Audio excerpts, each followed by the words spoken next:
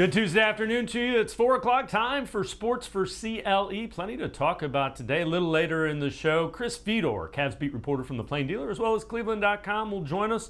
A little bit of a draft preview, NBA draft coming up Thursday night. We'll also talk a little bit about some of the moves the Cavs may make. Collin Sexton, Ricky Rubio, a whole bunch of Cavs to talk about. But we begin by talking Browns, and when we talk Browns, we have to talk about Deshaun Watson, Browns quarterback. Some news as lawyer Tony Buzbee for the 24 people that have civil claims against Deshaun Watson announced today that 20 of the 24 are settled, working through the paperwork related to those settlements. Once we have done so, those particular cases will be dismissed. Terms and the amount of settlement are confidential, and Buzbee says they won't comment any further on that. Also, Ashley Solis, the initial complainant who was part of that HBO Real Sports segment, has not settled yet. Buzbee said she's looking forward. He is looking forward to going to trial with Solis and the other 3 complainants. But again, 20 of the 24 civil lawsuits against Deshaun Watson have been settled. From that, we move on to Josina Anderson. Josina Anderson tweets this out. Has been told there is recent and intense shift of focus internally with the Players Association on providing support for Deshaun Watson's case and Watson's outside counsel to ensure, quote, his rights are protected, thereby also suggesting initial resolution is nearing, per league sources. Also spoke to a league source who had the opinion that the timing of Buzbee's civil settlement announcement relative to the NFL's new disciplinary process was purposeful for sending a message that there are matters still pending. He likely believes that will be folded into the NFL's review of the entire matter. With that, reaction nationally to the settlements of 20 of the 24 lawsuits kind of goes all over the spectrum. Let's take a listen to Jonathan Jones, CBS Sports' new football insider, NFL insider. Here's what he had to say about the settlements.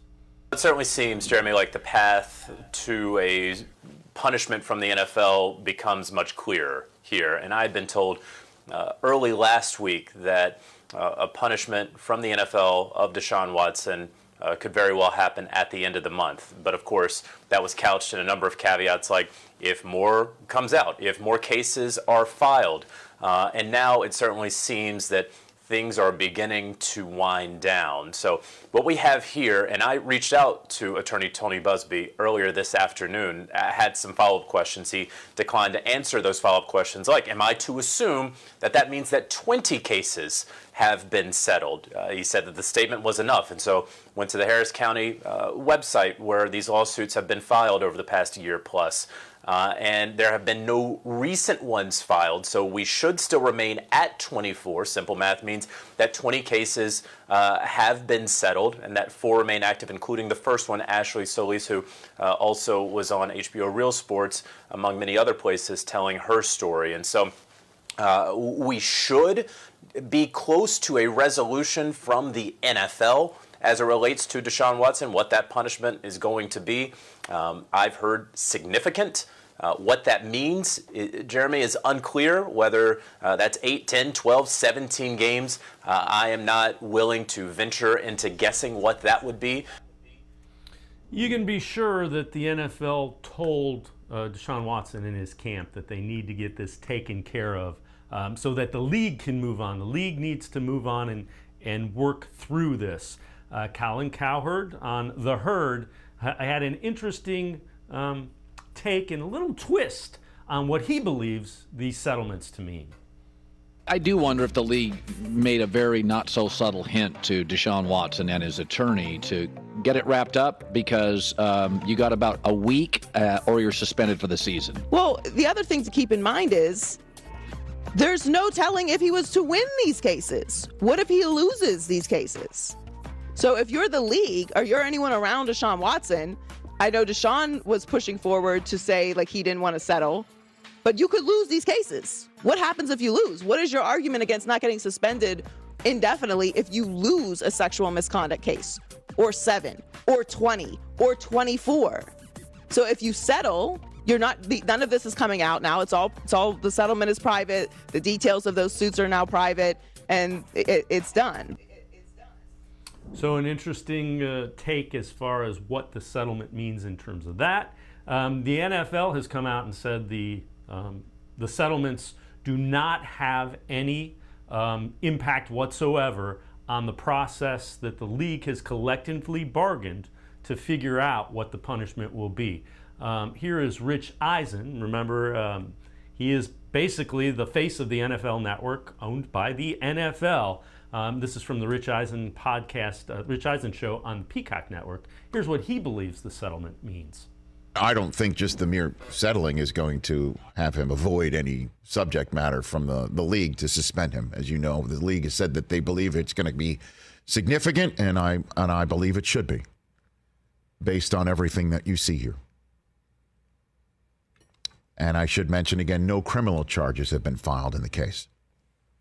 But these are civil cases that are still outstanding. And so is a ruling from the league on how few games Deshaun Watson will play this year. And with that, let's welcome in Mac Robinson from 92.3 The Fan. Mac, a lot to unpack there. But the main thing is the criminal investigation closed. That likely isn't going to reopen. Deshaun Watson trying to get the civil litigation settled so he can move on. Then it comes to the NFL league-imposed problems as far as suspension, penalty, fine, whatever it is. So it's a step in the process of getting some resolution. Yeah, and it marks the biggest landmark that we've seen to getting towards that resolution. And you know, you look back, and I know that we've heard from Tony Busby, Rusty Hardin, the attorney for Deshaun Watson as well. But, you know, you look at how this has kind of unfolded, and, you know, Rusty Hardin had mentioned the fact that, you know, going back to even in November before the trade deadline, you know, they had about 20 of these possibly settled. The only hurdle was coming down to the NDA and whether or not they would have the plaintiffs go ahead, or the accuser, excuse me, go ahead and, you know, agree to, you know, no NDA at that point. Now you see them, you know, agreeing to this NDA. I'm curious as to how many of those had previously talked settlement back in November as well.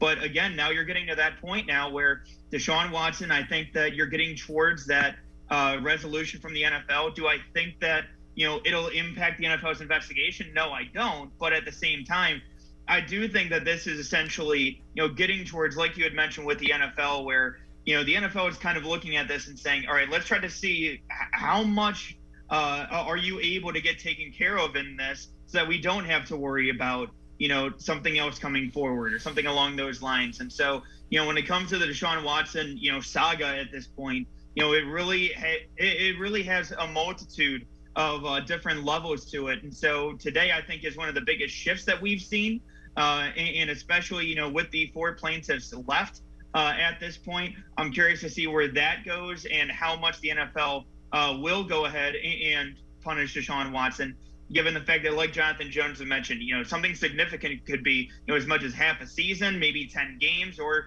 you know, it could be that full season. So, you know, it's interesting to see where this possibly goes. And it does signal that I do think that we are heading towards the end and the conclusion of this when it comes to the punishment from the NFL. And the important thing, you know, Josina Anderson, we mentioned earlier, said that the Players Association is kind of shifting its focus to help Watson defend himself against what the league imposes as a suspension. He has Jeffrey Kessler. That is a guy that the league, for lack of a better term, just doesn't like. He always fights the appeals for the NFL players. And is pretty good at it. So the Players Association is helping Watson defend himself vigorously, which you would expect them to do.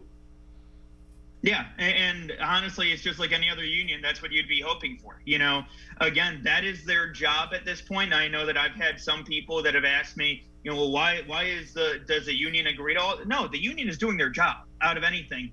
You know, when you come into the league, you join the players union at that point. or the Players Association. And so at that point, they have to stand by the people that are in their union. So, getting a chance to, see how this process plays out. Like you said, Kessler is somebody that the NFL just doesn't like to deal with just because of, his history, at least when it comes to vigorously defending the players in this. So, I do think that when it comes down to this, whatever punishment comes from Sue Robinson, who is running the independent investigation, it's important to remember that, as long as it's not 0 games, Roger Goodell can take her punishment and her recommendation for punishment and can add to that at that point. But with Kessler in Watson's corner at that point, now you're kind of seeing a shift where I think that you can see a vigorous fight from the players union with in Watson's behalf. The one thing, and before we go to break, the one thing I think today does, it makes it much less likely that Commissioner Roger Goodell puts him on the commissioner's exempt list. I think if there was 24, 25, 26, multiple, the immense number of suits, it's more likely he ends up on the commissioner's exempt list. That's probably the reason that they were willing to settle at this point in time. All right, Mac Robinson and I, we got plenty still to talk about. We're going to step aside, take a quick time out on the other side of the break. We'll head back to the voicemail of Truth and Reason. Obviously, a lot about Deshaun Watson that callers want to talk about. Sports4CLE, be right back. Stay with us. Come back to go forward. Back to learning new things.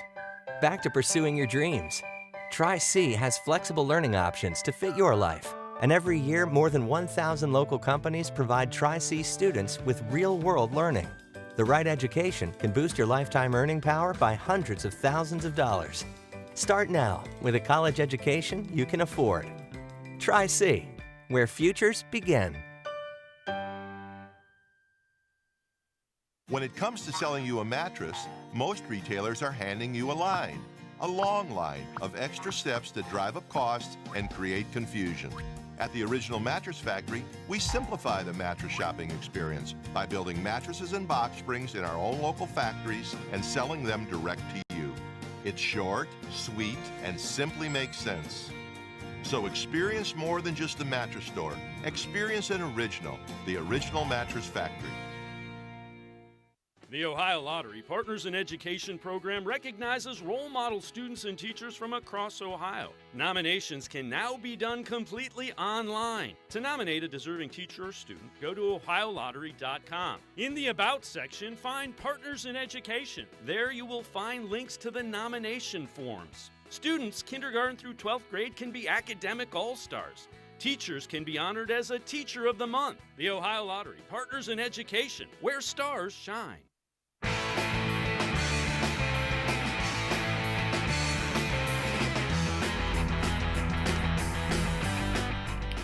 We continue talking Browns with Mac Robinson from 92.3 The Fan. Let's head to the voicemail of Truth and Reason. First time today. Obviously, this one's going to be about Deshaun Watson. Yeah, this is Vernell calling in again. Listen, I think the NFL is in a spot where they can stop all of this right now.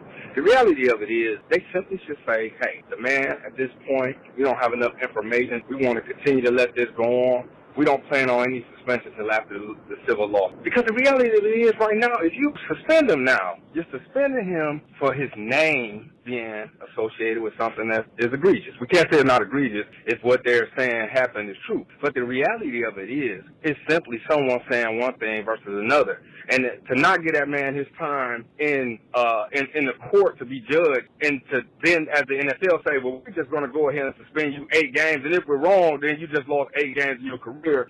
That'll start a precedent where basically for all NFL players, you better not have your name in anything egregious, right or wrong or whatever, because guess what? It could cost you half a season, a whole season, 2 years. And if you're doing it in error, you can't retract that. So I think the best thing for the NFL to do is to simply say, hey, right now we're choosing not to suspend them at all. And as we learn things moving on, we have the ability to change that at any time. But as of now, we're not going to suspend them. Let me know what you think about that. Thanks for taking the call. All right, as always, we appreciate all the voicemails. Mac, the one thing that, again, we keep saying it on this show, it isn't whether he is found civilly liable or guilty. The NFL is viewing it as violating their code of conduct, basically doing damage to the reputation of the NFL. And the longer this drags out, I'm sure the NFL views it as the more damage it's doing to the reputation of the league. So I don't think they're going to wait by any stretch of the imagination. I think any suspension fine that they do is going to have the caveat, if we get more information, we may suspend you more or fine you more. It's just the way it's the way the league works.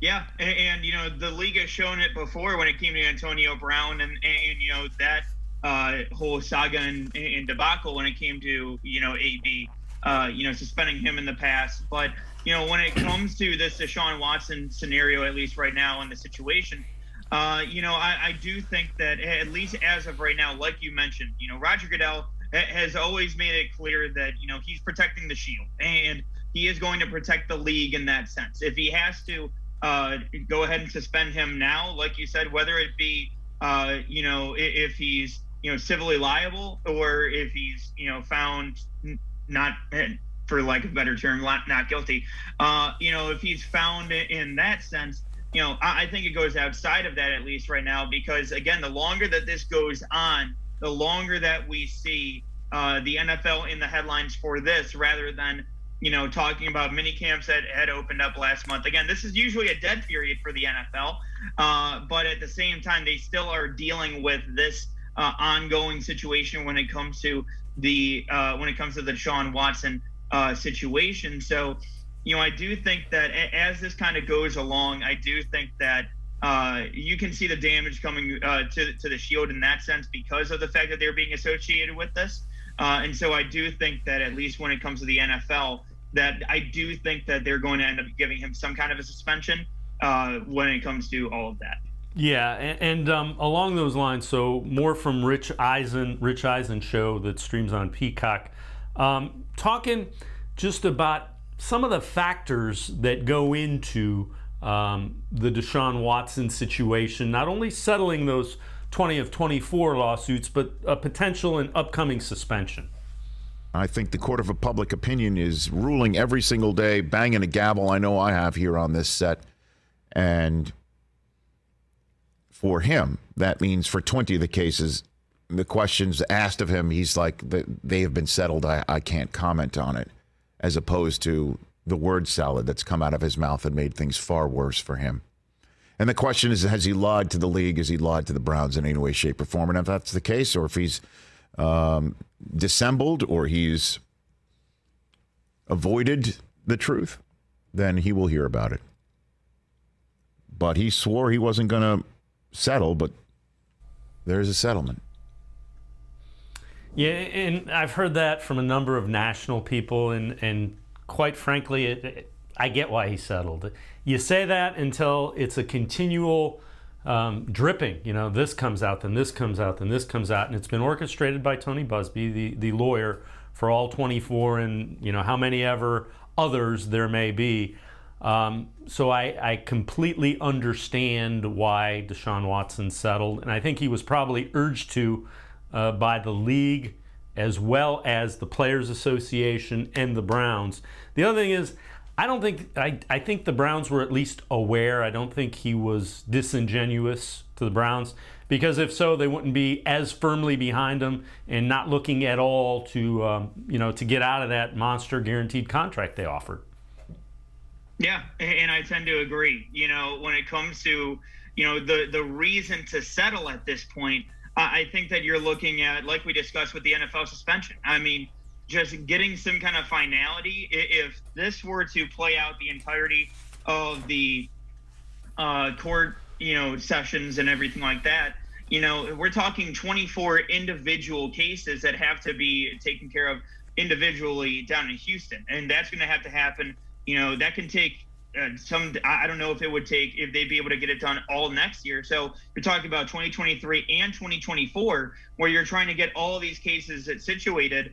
And for the NFL to kind of have some kind of a ruling, I think that the NFL wants to put this behind them so that we're not talking about this come 2023, come 2024. So, I think that you're onto something when it comes to, the NFL kind of urging him to say, hey, you know what, let's go ahead, put these settlements in.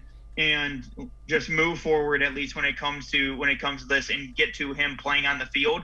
That way they can go ahead, get some kind of a suspension down, get some discipline down, and at that point kind of close the book on that regarding Deshaun Watson. All right, so when you talk about discipline, Jonathan Jones, CBS insider, had mentioned 8 games, 10 games, 17 games.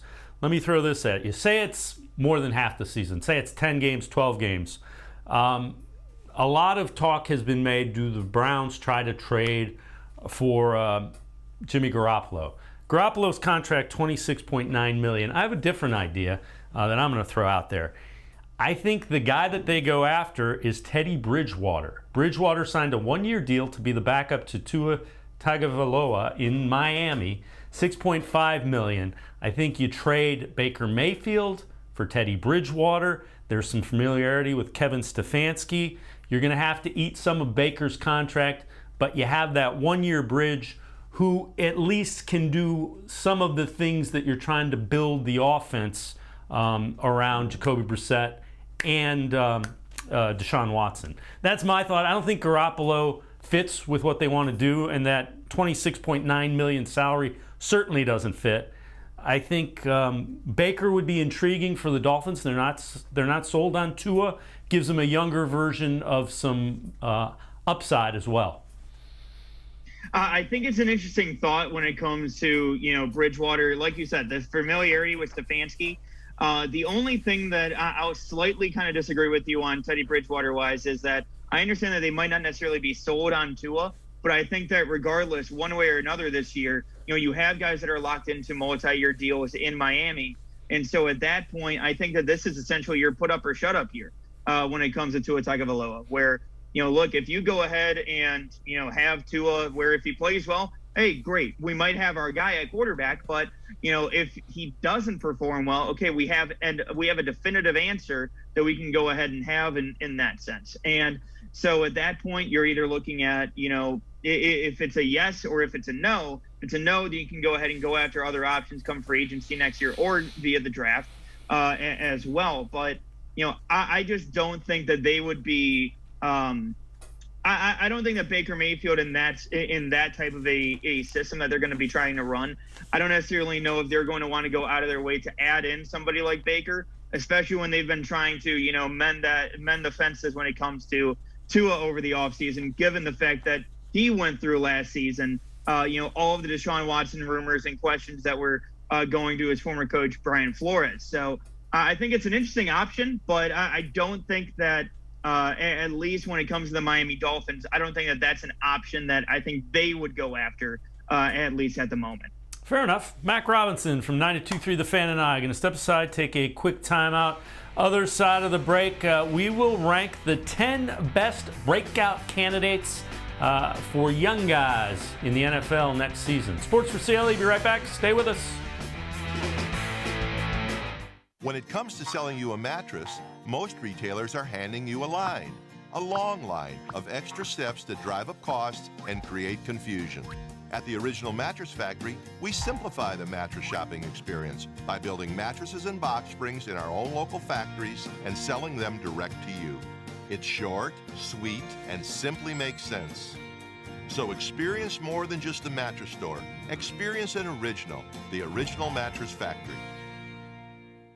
The Ohio Lottery Partners in Education program recognizes role model students and teachers from across Ohio. Nominations can now be done completely online. To nominate a deserving teacher or student, go to OhioLottery.com. In the About section, find Partners in Education. There you will find links to the nomination forms. Students, kindergarten through 12th grade, can be academic all-stars.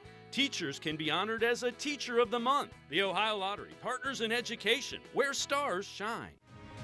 The Greater Cleveland Sports Hall of Fame celebrates the star athletes and notable sports figures who were born or have made their home in Greater Cleveland.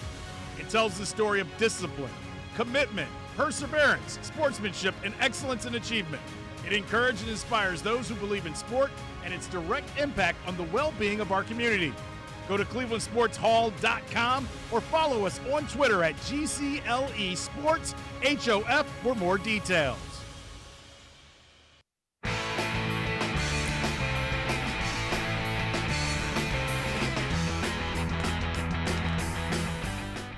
We continue talking Browns with Mac Robinson from 92.3 The Fan. This is from Pro Football Focus. They rank the top 10 Year 3 breakout candidates for 2022. Number 1, Jerry Jeudy, the wide receiver for the Broncos. 2, Jonathan Grenard, edge rusher from the Texans. 3, Kyle Duggar, safety of the Patriots. Down at number 7, Grant Delpit for the Browns, full-time player, final 5 games of the season, an 83.1 coverage grade. Those missed tackles at LSU's final season, all but gone, with only 3 missed tackles in 32 attempts during those final 5 games. Mac, I am all on board. I think Grant Delpit could have a huge year. I think Joe Woods figured out how to use him. The more you saw of him, the more you liked of him. Yeah, and that's the one thing that when it comes to Grant Delpit, you can understand why they valued him so highly coming out in the 2020 draft as well. You know, getting a chance to see how he played down the stretch, you know, it's no coincidence that, you know, his success coincides with that defense taking it to the next level. You know, understanding how all these guys work out. And, you know, I know a lot of times we talk about players, you know, adjusting to that, you know, the new scheme. I also think that it also takes time for coaches to adjust to the talent that they have and understanding how to best utilize them. So, you know, somebody like Grant Delpit is somebody who can, you know, be utilized in the slot, also up close to the line of scrimmage, but also back in coverage as well. So I think that he's somebody who is best used as a chess piece, kind of moved around a little bit. And then also when you have somebody like a John Johnson in the back end, I think it makes a lot of sense between those guys, and, you know, having that veteran to kind of help him along as well, I think it makes a lot of sense. And, you know, Grant Delpit, I think, can really be a key factor in this defense because of the fact that, you know, John Johnson, he's used to playing more of that strong safety type of a role. I think that, you know, Grant Delpit, you can see him kind of rotating into that deep free safety if you need him to, while also kind of moving up closer to the line of scrimmage. So, you know, I think that adds a lot of versatility. I know it's a buzzword that we heard plenty of times last offseason, but, you know, it adds that versatility onto the defense that I think really unlocks a lot of things that this defense can really do and what Joe Woods wants to do with this defense.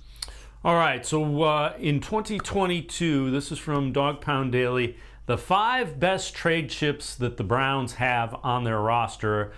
We begin at 5, Baker Mayfield. Number 4, running back Kareem Hunt. 3, this one's a little bit of a surprise. Anthony Schwartz, second-year wide receiver with the world-class speed. Number 2, D'Ernest Johnson.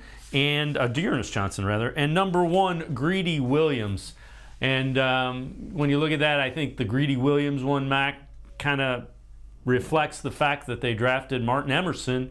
Greedy, coming into his 4th year, doesn't have that 5th-year option because he was not a first-round pick, was taken in the 2nd round. So that would be the reason that Greedy Williams would be up there as a trade chip. Played really well when given the opportunity last year, too.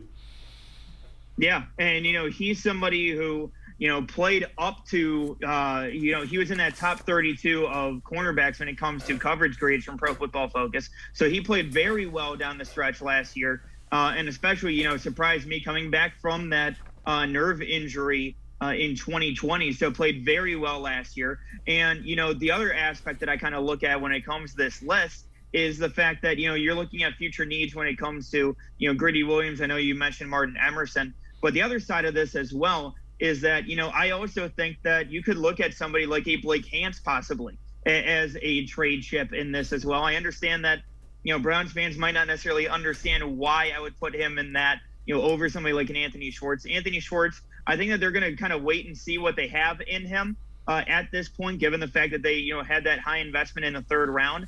But when it comes to Blake Hance, you know, it's tough to find somebody who has, you know, starting level experience, let alone starting level experience at multiple spots on the offensive line. So, you know, somebody like a Blake Hance, you know, when you have Chris Hubbard coming back this year, when you have somebody like James Hudson, who got plenty of experience last year, Michael Dunn missed time last year as well with, you know, injuries previously.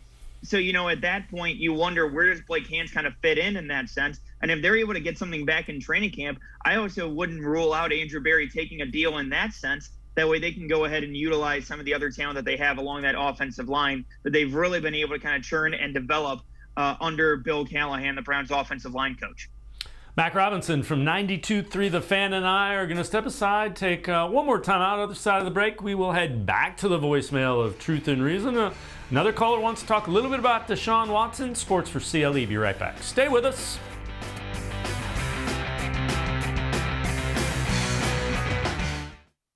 Come back to Go Forward. Back to learning new things. Back to pursuing your dreams.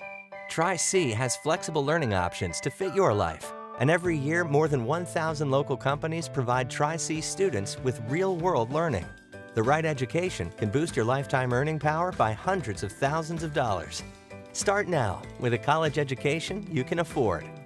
Tri-C, where futures begin. When it comes to selling you a mattress, most retailers are handing you a line. A long line of extra steps that drive up costs and create confusion. At the Original Mattress Factory, we simplify the mattress shopping experience by building mattresses and box springs in our own local factories and selling them direct to you. It's short, sweet, and simply makes sense. So experience more than just the mattress store. Experience an original, the Original Mattress Factory. The Ohio Lottery Partners in Education program recognizes role model students and teachers from across Ohio. Nominations can now be done completely online. To nominate a deserving teacher or student, go to ohiolottery.com. In the About section, find Partners in Education. There you will find links to the nomination forms. Students kindergarten through 12th grade can be academic all-stars. Teachers can be honored as a Teacher of the Month. The Ohio Lottery Partners in Education, where stars shine.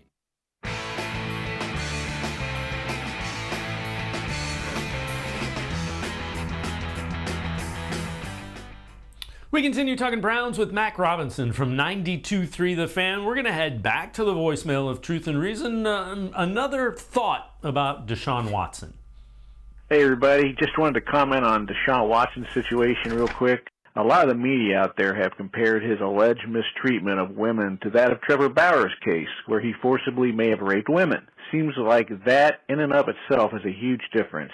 If you remember what Rusty Hardin emphasized, Deshaun never forced himself on anyone. Therefore, the injury to these massage therapists, albeit not good by any means, is a lesser offense, and therefore the talk of Deshaun getting 2 years off or even 1 year may be premature. Of course, it is all about the NFL Shield in the end. And by the way, Stephen A. Smith, Mike Florio, they are big diehard Steeler fans. They're not going to be helpful in regard to our team situation. I'm not buying what they have to sell. I had to get that out there. Go Browns. All right, as always, we appreciate all of the voicemails. Now, a lot of the Bauer thing was consensual. It was not normal by most definitions, but it was consensual.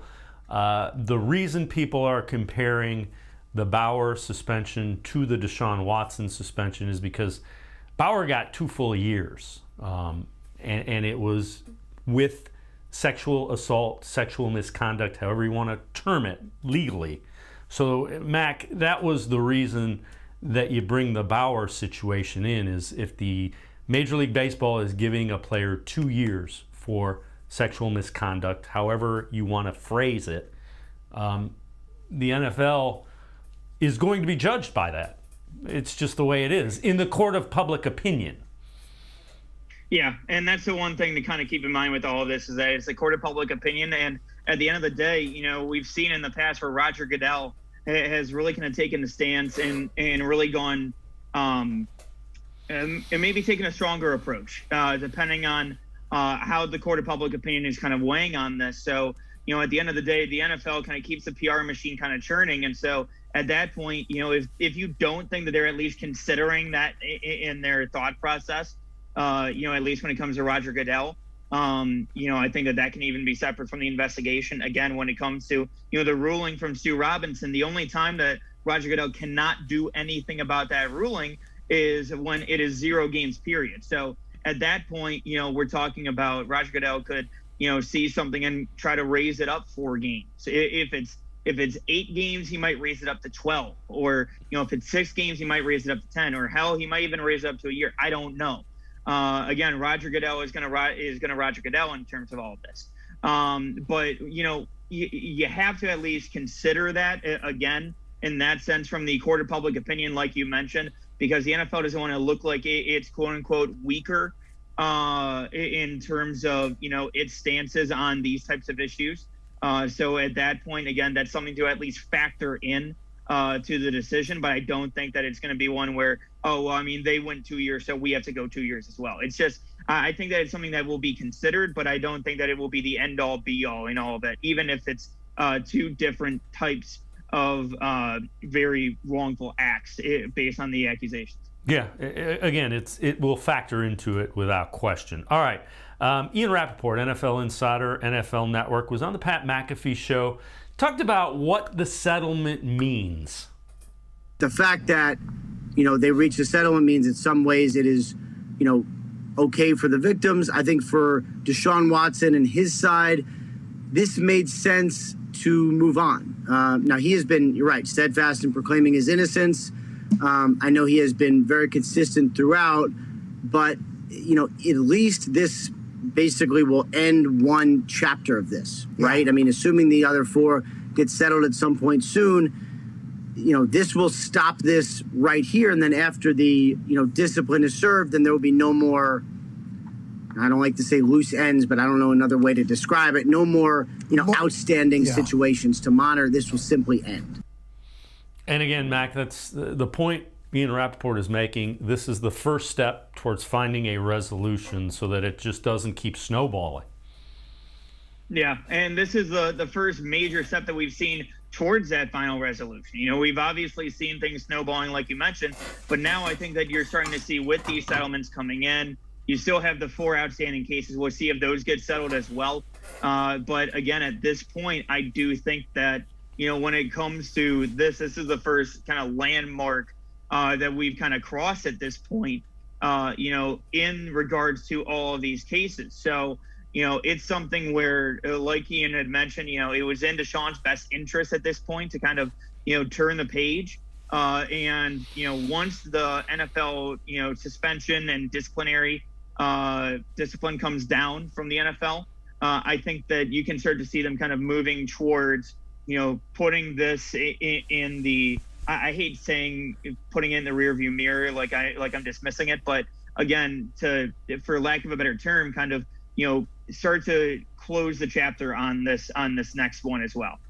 Yeah, and the other point that Rappaport made, this was close to, they're pretty much at the point where they were in October when the Dolphins were trying to trade for Deshaun Watson, and they had all the settlements lined up, that they're back at that point. So they're trying to close the loop on those civil lawsuits. All right.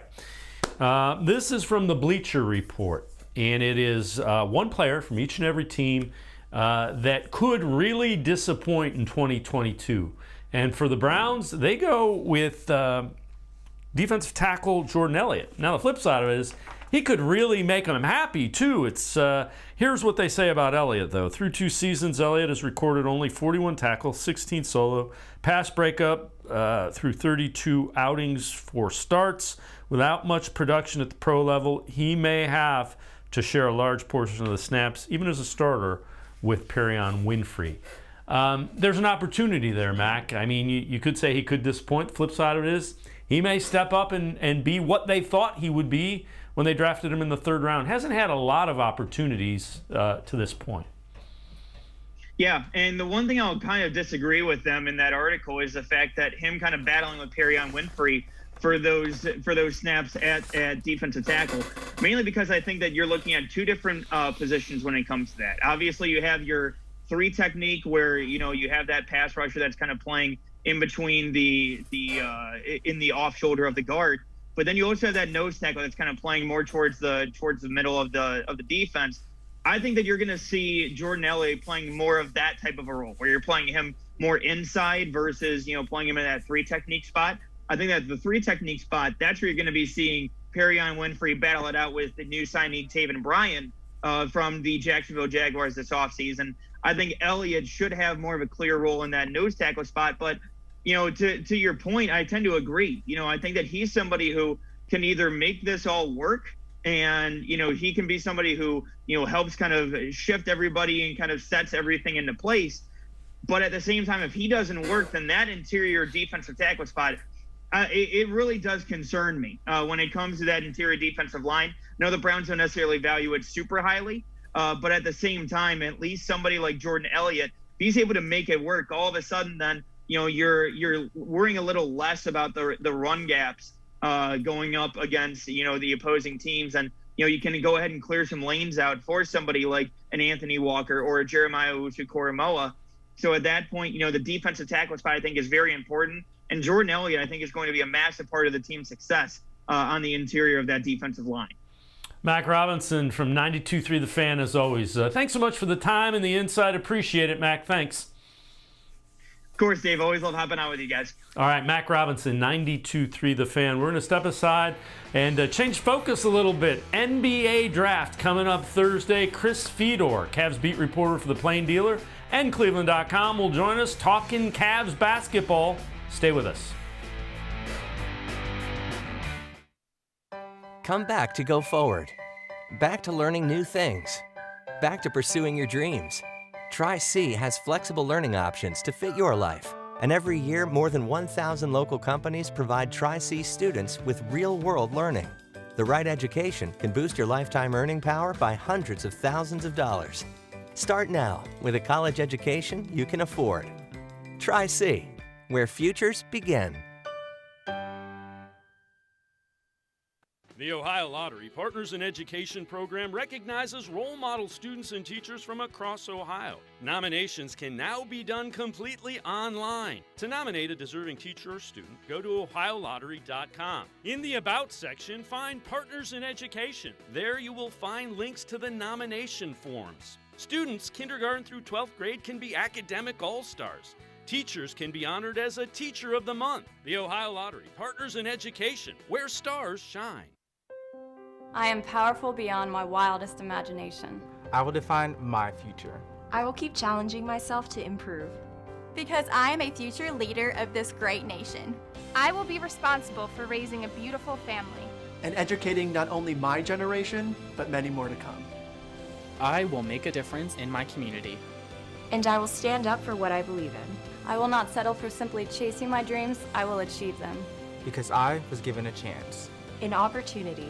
A home. At Family, Career, and Community Leaders of America.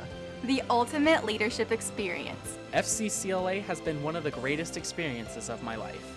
It's made me who I am today. Join us. We'll build a new future together.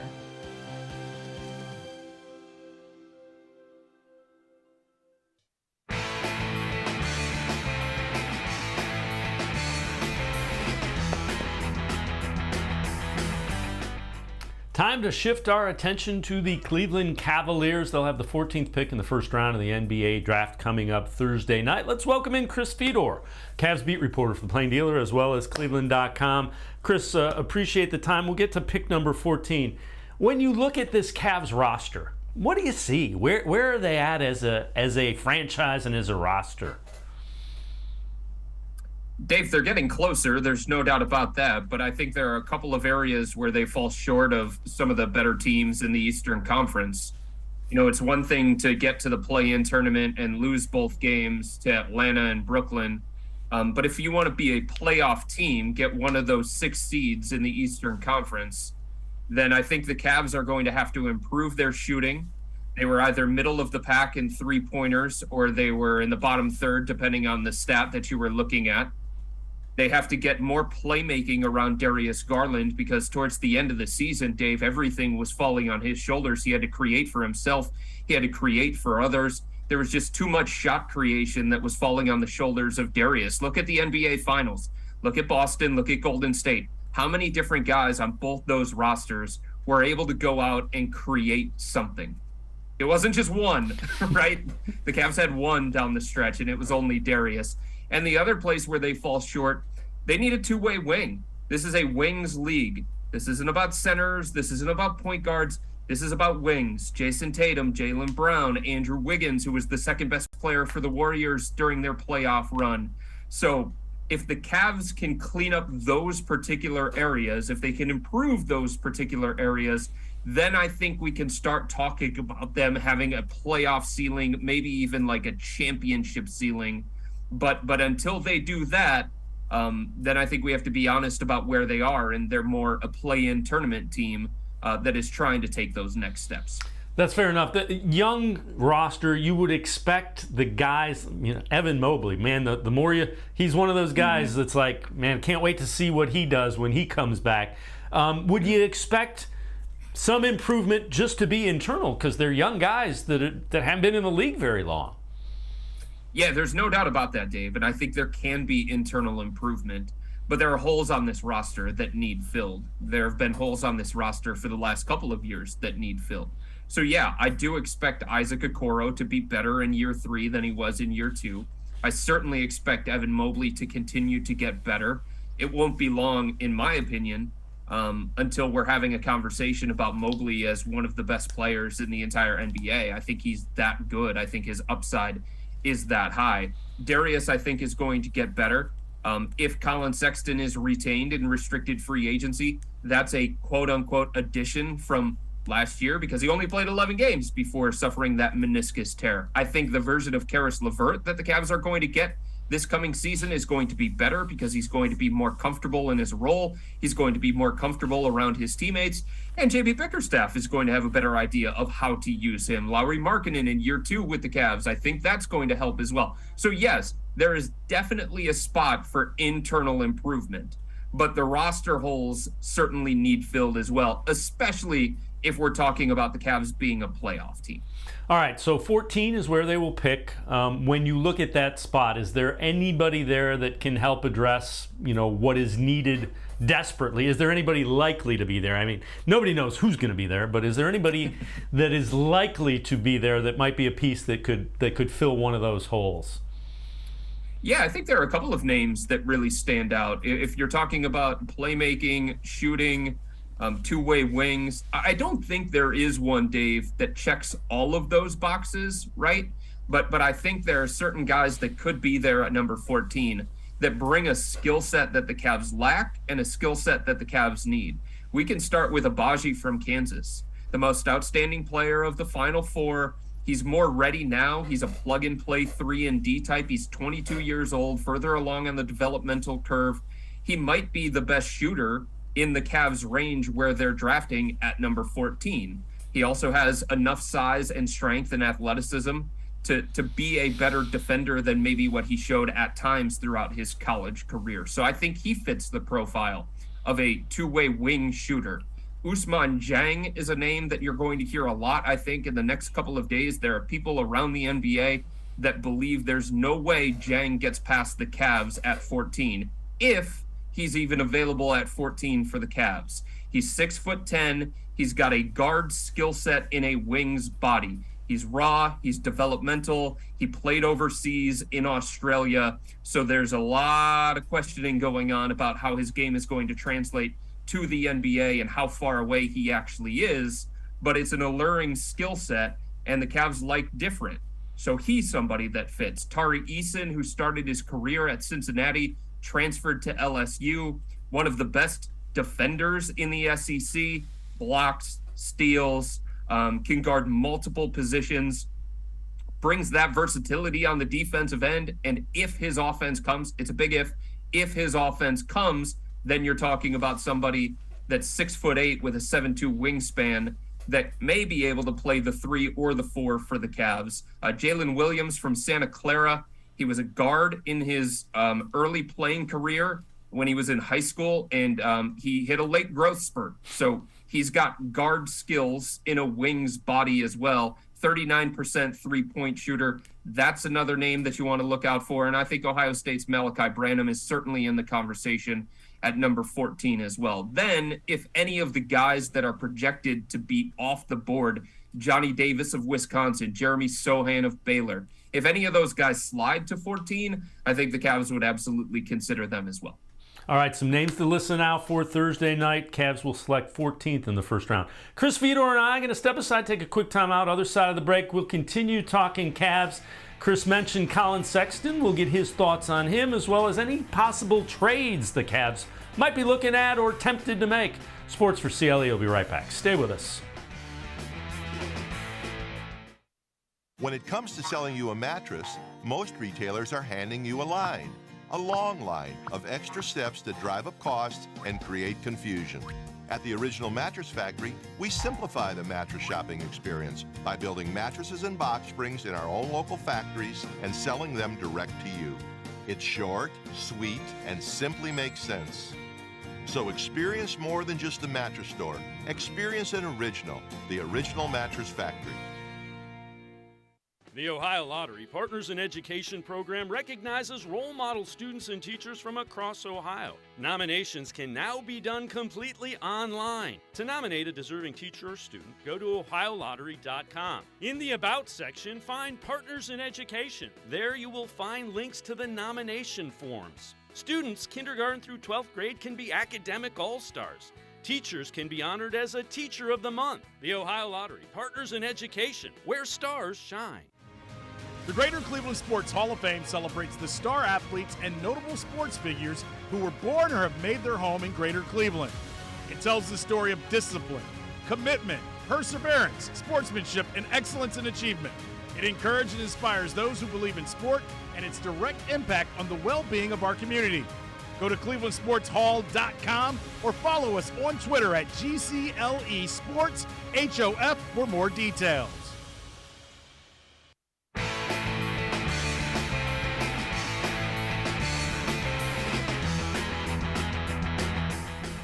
We continue talking Cavs with Chris Fedor, Cavs beat reporter for the Plain Dealer, as well as cleveland.com. All right, Chris, Collin Sexton, you mentioned him, cleared for basketball activities. That's obviously a good thing. What do you think about the Cavs and Sexton kind of reaching a deal to keep him here for a longer period of time? Dave, there's a gap that needs to be closed from the two sides, and that's the way that it was last year during negotiations. That's the way that it's going to be going into these negotiations as well. Collin and his camp want starter guard money. They believe that he deserves a contract annually that starts with a 2 instead of a 1.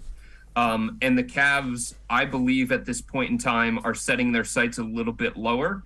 I've heard that the Cavs are more comfortable in the $15 to $18 million per year range, whereas Collin's camp is looking a little bit north of 20.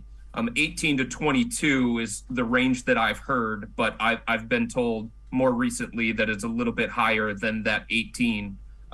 He wants to be paid like a starting guard. He feels like he should be a starting guard. So if Collin and the Cavs are going to get something done and he's going to stay here, then they're going to have to get a little bit closer in terms of the valuation. And it's tough, right? Because he only played 11 games. The Cavs were really successful without him. They won 44 games without him. They traded for Karis LeVert, who plays the same position. Isaac Okoro has shown to be more of a 2 than a 3. There are questions about whether Collin and Darius can work together. We still have those questions. So now the Cavs are at a point, Dave, where they're attaching a monetary value to the things that Collin brings to the table. They like him, they want him back, but they have to be honest about their assessment of Collin, and they have to find a dollar figure that is going to match what he brings to the team. And it's really, really complicated. Yeah, and again, you got to find some common ground before you can do anything. And let me ask you this, and it's not relative to Collin Sexton, although he certainly figures into it. Can you see the Cavs making any type of trade? And I know you got to have a trade target, but do you think there's any trades in the offing? I think it's complicated for a couple of reasons. Number one, they don't really have a centerpiece that would make a blockbuster trade or make a trade where they're bringing back somebody who could make a significant impact on the team's win-loss record next year. So we've had these conversations about Jeremy Grant, right, of the Detroit Pistons, conversations about DeJounte Murray from the San Antonio Spurs. Both guys would be great. But if you're talking about that kind of player, who's the centerpiece that is moving the needle for that team? Isaac Okoro? He's not a centerpiece. Collin Sexton, in his contract situation, not a centerpiece, although I know the San Antonio Spurs have fans in their front office of both those players. You can talk about the 14th pick. It's the last pick of the lottery. Is that a centerpiece type asset?